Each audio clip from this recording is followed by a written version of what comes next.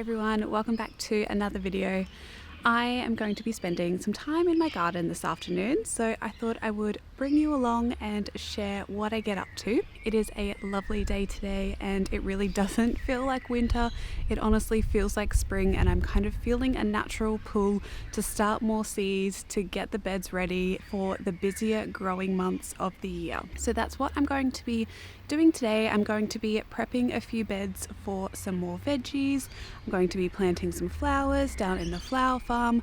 I've already done all of the compost and the watering jobs this morning, and I'm also going to be trimming, you can kind of see in there, that hydrangea over there, and potting up a few cuttings to be able to sell as plants, and also just to plant more around the garden because I would love some more hydrangea plants around in the garden. So yeah, it's going to be a mix and match of different jobs as my videos always are, but I thought I would just kind of take the camera along and document what this time of the year looks like and how productive it is in the garden. Things are growing really well, and I'm really keen to start a lot more veggies. I know I have been focusing a lot more on the flower farming side of things, and that's just because that's where my time has been dedicated towards, but I am keen to grow a lot more veggies because it is a big passion of mine, and I want to share more of that on this YouTube channel alongside all of the flower farming business too. So I'll take you along this afternoon and just share what I get up to, also what I'm making for dinner, because I'm super excited to make pumpkin soup again. I absolutely love pumpkin soup, so I'm definitely going to be making that and adding a few things from the garden to that as well. If you do enjoy Garden With Me videos, make sure to give this video a like because it really does help my channel out, and subscribing and liking is all free for you and really supports me to also know what videos you like. Right, first I'm going to go make up some potting mix to trim back this hydrangea and pot up some cuttings, and then see what else I need to do around the garden.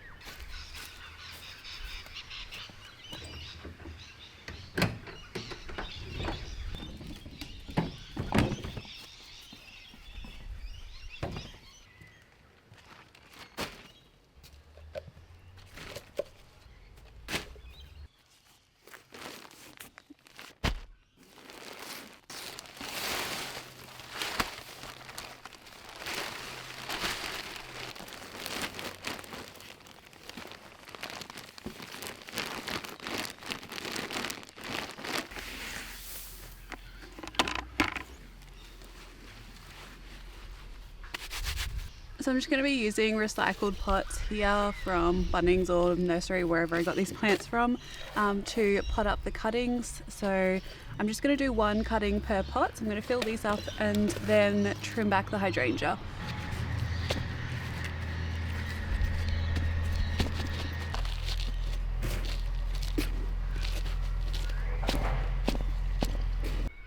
So this is the hydrangea bush here. It's a little hard to see because of the sun, but it's a really productive plant, although I don't think it really enjoyed all of the rain that we had last year. So I'm hoping this year will be better production. But what I'm going to do is, you can kind of see like these shoots here, this one here, any one that just doesn't have a flower on, I can cut and then remove a few of the leaves to then propagate it. So say this one here is a good example. I can trim it back down to about here and pop it in soil to root. Even these little ones here, you just want to make sure that it kind of does have a few leaves to be able to photosynthesize. I've heard you can take cuttings even like this that don't have leaves, because this one is shooting out here, so it can photosynthesize from that, but I think they can root down a little bit quicker if they do have leaves. Sorry for all the excess noise today. I think the cockatoos are, no joke, actually drunk from all of the citrus that's around and rotting on people's trees, so they're being really silly today and super loud.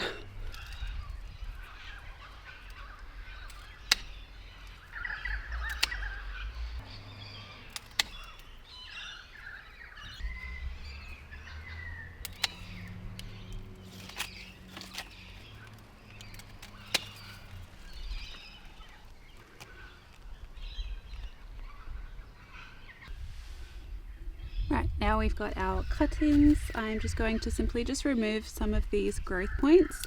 They should root along these growth points here and pop this into the pot.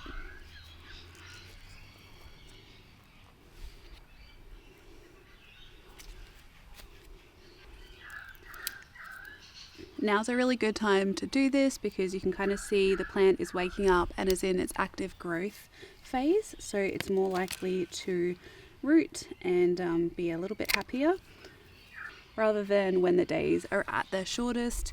Now the days are getting longer, the plants are starting to wake up and are ready to grow.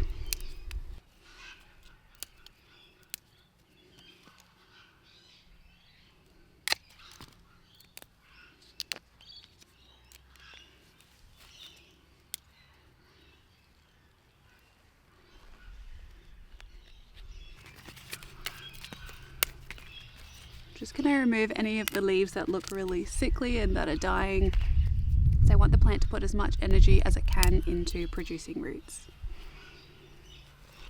Right, these are all done. I'm going to pop them aside and give them a water, and then we can move on to actually trimming this hydrangea bush down.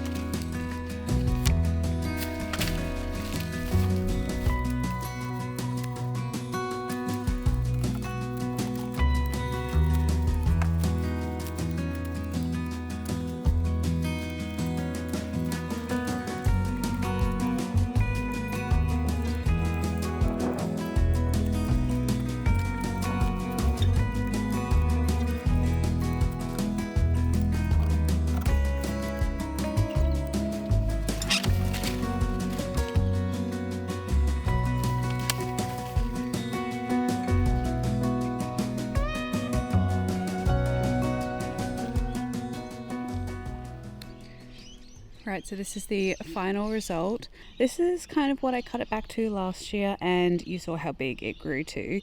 So I don't think it's going to mind this harsh of a cutback. I can see all these stems are nice and green and are producing a lot of new shoots. So I'm pretty sure this plant will be fine. I will probably sprinkle some coffee grounds, maybe some tea leaves around it, just to keep the just to give it a little bit of food. That's what I did last year and it seemed to like that. But yeah, this is the carnage over there and what it looks like now. Very, very different, but it definitely needed to be cut back so that it can grow and produce new shoots throughout spring and then flower in summer. So the next job, I am going to move over to the cottage garden here, and I'm going to be planting some veggies. So I want to clean up all of this area here where I have this Feverfew plant that is just, it's had its day, and I would like the space for veggies here because this afternoon I am going to be planting a whole new Feverfew bed down the back. So I'm going to take this plant out here and plant a few rows probably of some root crops here. Not too sure what yet, but I think maybe some parsnips or some radishes, maybe even some greens. We'll see what we can find. But yeah, firstly I need to remove this Feverfew plant, just tidy everything up a little bit, and then we'll see how much space we have to see what we can plant in here.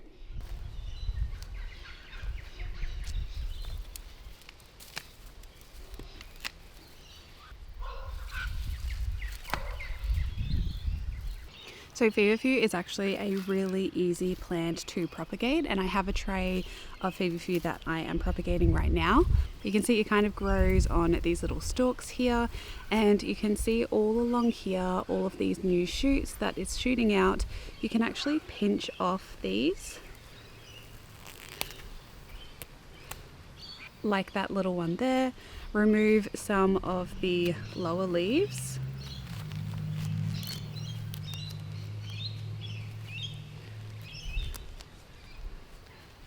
And then actually just plant that into some soil and it'll grow a whole new plant. So that's what I've been doing with my Feverfew rather than starting from seed. I have been seeing some plants pop up here and there that have just self-seeded, but it is also just easy to propagate via cuttings. So I do have another plant over there as well that I'll take some more cuttings from, but for today I just need to get this one out of the ground. But yeah, if you grow Feverfew, you definitely don't need to start a lot from seed. You can just take cuttings to get more plants. So much easier because the seeds are just so small and I've had a lot of troubles with germinating them, so I much prefer this method.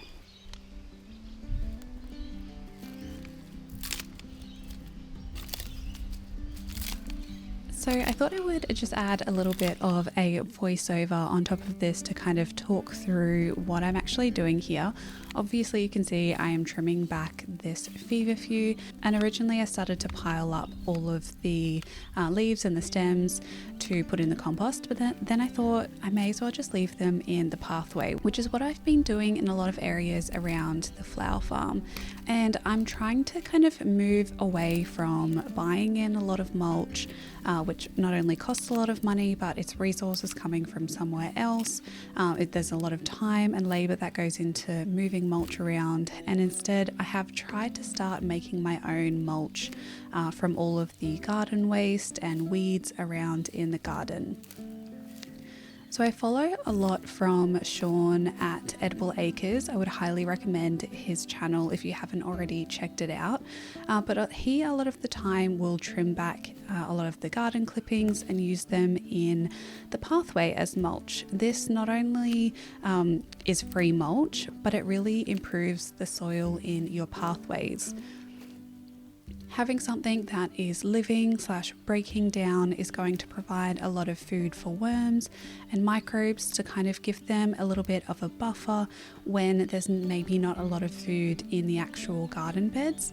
So they can move kind of from the garden to the pathway to get food and then come back to the garden when I add more compost and food on top of the actual garden bed. It's going to not only help maintain the worm population in this garden, but it's also just going to be less harsh to have, some kind of green waste on the pathways rather than it being bare ground or bare soil. It's going to be a little bit cooler in terms of temperature, and also just be nicer to walk on rather than walking on bare ground that is a lot more lower than the garden bed, which can fill up with water when it rains and is also just unpleasant to walk on when the soil is really dry. So what I'm doing here is just breaking up the soil a little bit. I do predominantly use no-dig principles in the garden, but you can see I have very, very clay soils. So every time I plant or do a second planting, which is the case for this garden here, I like to break up the soil a little bit with a fork, but I'm only breaking up a certain area and just keeping the majority of the garden covered with plants. You can see I have a lot of borage here. I really want my soil to be completely covered, which not only prevents weeds from popping up, but is also just going to be great for my soil health as well. In terms of amendments, I'm using my classic Rooster Booster. It is just a kind of organic chicken manure or pelletized chicken manure. It's pretty affordable and does the job, and yeah, I really enjoy using it on the garden. The plants seem to really like it, and it's really easily available and it's really easy to get from Bunnings. Then on top of that, I'm using my favorite type of mulch, which is sugarcane mulch. This is available in a lot of areas in Australia. We do have a large sugarcane production, so yeah, I use a lot of this, and it's a nice fluffy mix that will eventually break down to help break up all of that clay soils that we have.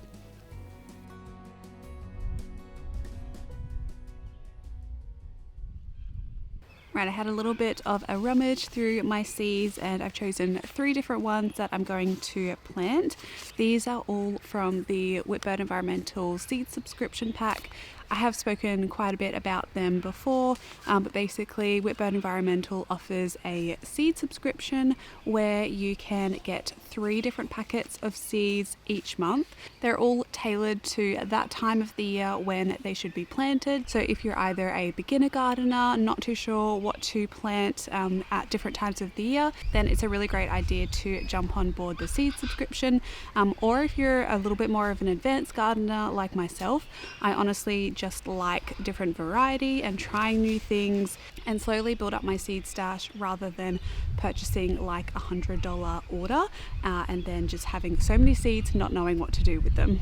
So I do work with Whitbird Environmental and these were gifted to me, so I do want to just let you know that, but I do have a discount code that I'll put here on the screen if you would like to use it in the shop.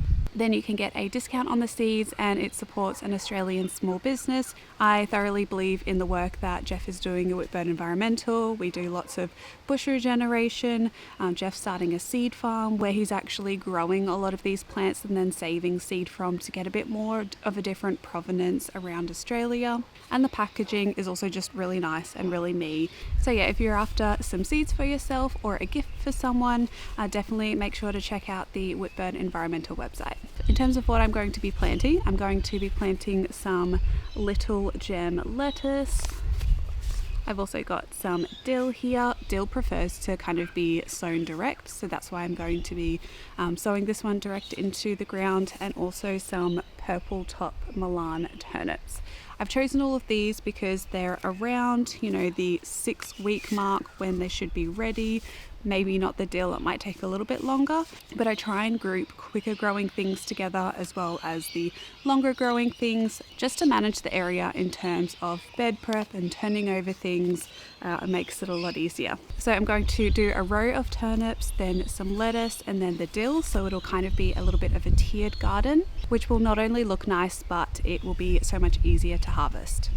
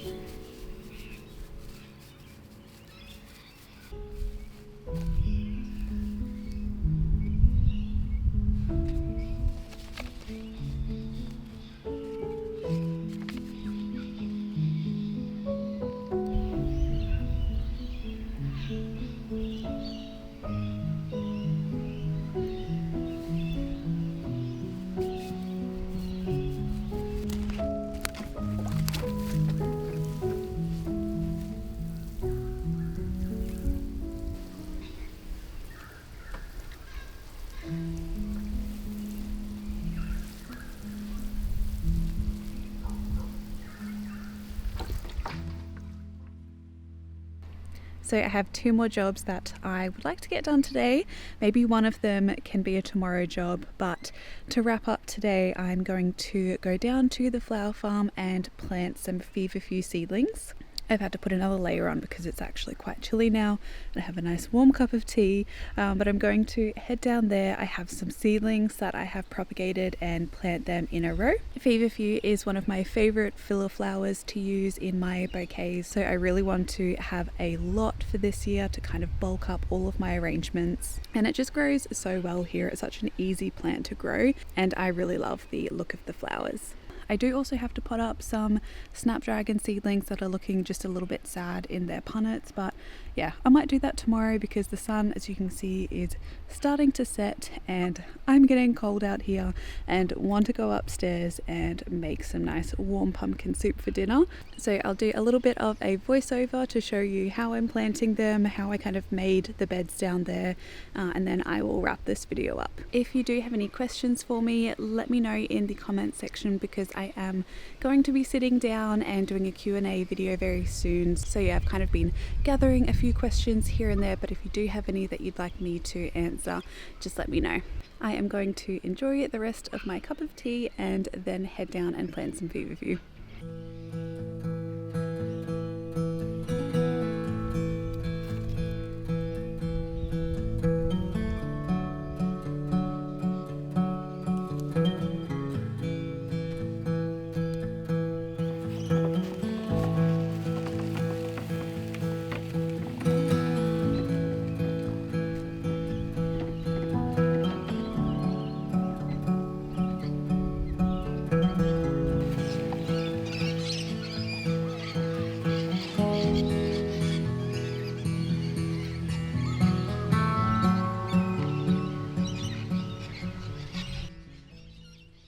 Right, back to another voiceover here. This is the garden bed that I'm going to be planting my Feverfew in. It's pretty shady. It's a very shady position in the garden. It has a lot of large trees around, and in wintertime it doesn't get a lot of sun, but the sun is slowly starting to rise as the days get longer, and I think the Feverfew is actually really going to like it down here. To prep the soil, I laid black plastic or black tarp over the grass. This was previously just grass, as you can kind of see around. A lot of the grass roots probably will reshoot, so I'm going to have to keep an eye on this area. It was broad forked. Scott came through and broad forked this about a week and a bit before this clip was taken, so it was slightly fluffy, but I am just fluffing it up a little bit more with a garden fork because we do have that really clay soil here. And for my choice of amendments, I'm just using a whole tray of worm castings. This comes out of the worm farm where we compost the cat waste. So it's something that I don't really like to use on any vegetables, or I don't really like it to be in an area that will run off into the vegetable patch. So down the base of the garden beds is where I'm preferring to use this, and around native trees, which is this case here. It's down the very end of our property. And the worm castings is going to be great organic matter. I tried to break it up as much as I could, but it'll naturally break up and work its way into the soil. There were still a few worms in it, so that'll be great to also help break up some of those grass roots in there. The worms will do their job, and I'm sure the soil in here will be beautiful after a few weeks. Now I'm trying to position the Feverfew plants that I have, and what I'm doing is I'm going from the smallest plants to the largest plants towards the back of this shot here. So the smallest ones I've planted closer to the camera here, and that's because this side of the garden bed gets more sun at the moment rather than the end of the garden bed. In summer and coming into spring now, this bed will get a lot more sun, and in summer it will get full sun. But for now, I am just choosing wisely where I plant the plants and making sure that the smallest plants can have as much sunlight rather than the more established plants. Feverfew can handle shade. I have planted it in part shade and it's done really well for me, so I think they're really going to like this area. And because it's a slightly cooler part of the property, it's usually about a degree or so cooler down the end of the property because it's on a slope, and we do actually get frost down this area of the property. I'm hoping I can kind of extend my Feverfew harvest a lot more than I otherwise would if I planted them up at the top of the property. I've really staggered my Feverfew planting. I have some up near the house in the main flower farm, and now down here towards the end of the property, and they're all at different stages. I've left some in the ground from last year, some I'm planting new plants like these ones. So I'm hoping that I'm not going to get Feverfew flowering all at once, that it can kind of be spread out over the few months when they do flower, because I do use it a lot in bouquets. Pretty much every bouquet I can work some Feverfew into, so I would really like to extend it for when I get all of my large flushes of dahlias and zinnias. It'll be great to have another supply of Feverfew. So once some of my new cuttings get a little bit bigger, I will plant the other side of this garden bed where I have some black plastic down now. But for the meantime, that just needs to sit a little bit more and break down. We only just recently moved the plastic down there, which again is fine because I'm just working with my time frame that I have. When the plants are ready, I'm sure this garden bed will also be ready. Let me know if you have planted Feverfew and if you have any tips. I know it does prefer quite a lot of water. The ones that I've been watering regularly have done really well and produced really nice flowers as well. So I'm going to maintain the water in this area, but again, you can see it does slope down here, so it naturally holds a lot of water down this area anyway.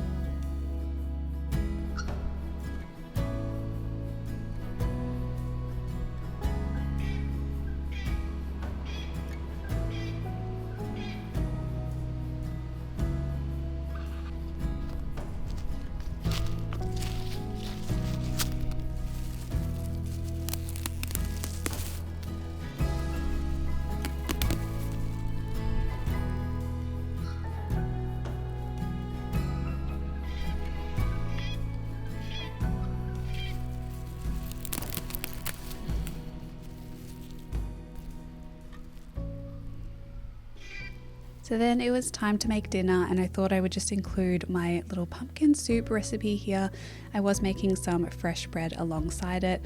To make this pumpkin soup, all you need is 1 leek, 1 large onion that you fry up, adding some garlic and cumin and nutmeg. I just add this to taste. I usually add 2 teaspoons of garlic and about a teaspoon of cumin and half a teaspoon of nutmeg, but end up adding a bit more in the end. Half a pumpkin. I used 4 small potatoes, about 4 liters of stock, and you just want to cook that up, bring it to the boil until all of the potatoes and pumpkin are nice and soft. I then blend it all up, and I add in probably about 2 to 3 tablespoons of tomato paste. This really makes a big difference with the taste, and I end up adding probably about another 1.5 teaspoons of salt to add to this recipe, and it was absolutely so delicious. I like to serve it with some natural yogurt and of course the fresh bread. So thank you so much for watching this video. I really hope you enjoyed. I hope you're having a lovely day wherever you are in the world, and until my next one, happy gardening everyone. Bye.